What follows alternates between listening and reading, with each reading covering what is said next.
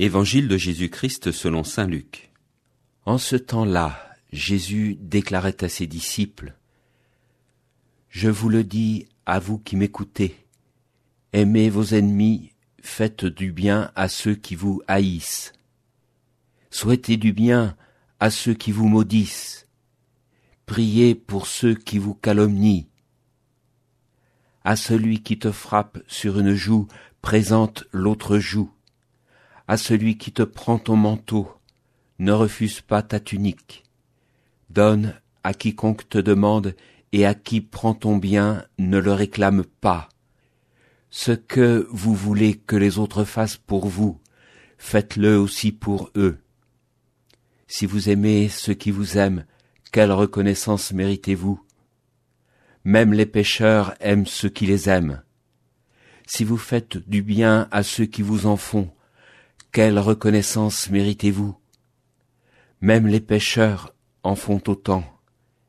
Si vous prêtez à ceux dont vous espérez recevoir en retour, quelle reconnaissance méritez-vous? Même les pécheurs prêtent aux pécheurs pour qu'on leur rende l'équivalent. Au contraire, aimez vos ennemis, faites du bien et prêtez sans rien espérer en retour. Alors, votre récompense sera grande et vous serez les fils du Très-Haut. Car lui, il est bon pour les ingrats et les méchants. Soyez miséricordieux comme votre Père est miséricordieux. Ne jugez pas et vous ne serez pas jugés. Ne condamnez pas et vous ne serez pas condamnés. Pardonnez et vous serez pardonnés. Donnez et l'on vous donnera. C'est une mesure bien pleine, tassée, secouée, débordante, qui sera versée dans le pan de votre vêtement. Car la mesure dont vous vous servez pour les autres servira de mesure aussi pour vous. Je ne sais pas si vous avez relevé que le Christ ne connaît pas les demi-mesures. On pourrait dire même qu'il n'y va pas de main morte en matière de charité. Mais aujourd'hui, nous atteignons des hauteurs inégalées avec cette injonction « Aimez vos ennemis ». Et ces paroles, ce n'est pas seulement de la théorie, mais c'est une invitation concrète. Et pour que nous sachions bien identifier nos ennemis, il ajoute « Faites du bien à ceux qui vous haïssent, à ceux qui vous maudissent, à ceux qui vous calomnient ». Tout cela ne s'adresse pas à des fantômes, à des ectoplasmes, mais bien à des personnes bien identifiées que nous fuyons et détestons. Et c'est vers cela que le Seigneur nous invite à nous porter, et pas seulement avec un petit sourire de commande. En effet, Jésus ajoute qu'il faut leur souhaiter toutes sortes de bonnes choses, de leur prêter ce qu'ils réclament, voire davantage, qu'il faut leur donner sans exiger de retour et cerise sur le gâteau en quelque sorte, il faut faire cela à ceux qui sont honnêtes comme avec ceux qui volent.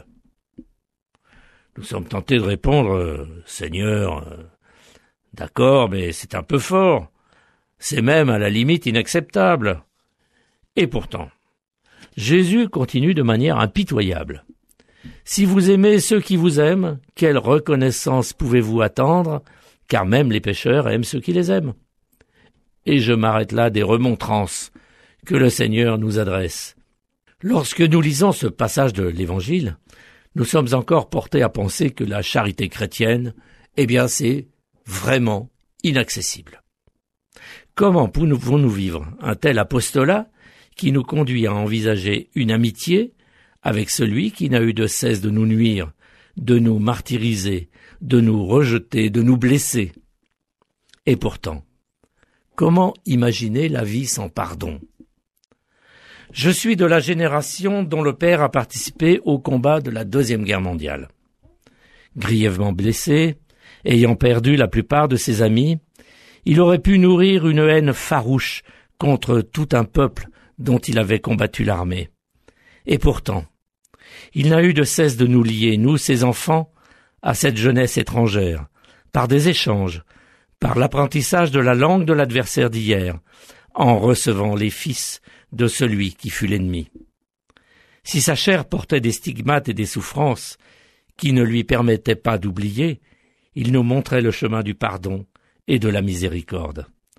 Aujourd'hui, il a disparu. Amis et ennemis sont confondus. Le passé s'efface. Leur mémoire s'estompe. Mais moi, je suis sûr que le Christ regarde avec tendresse ses ennemis qui s'aiment. L'évangile du jour était commenté par Gérald de Privé, diacre permanent au service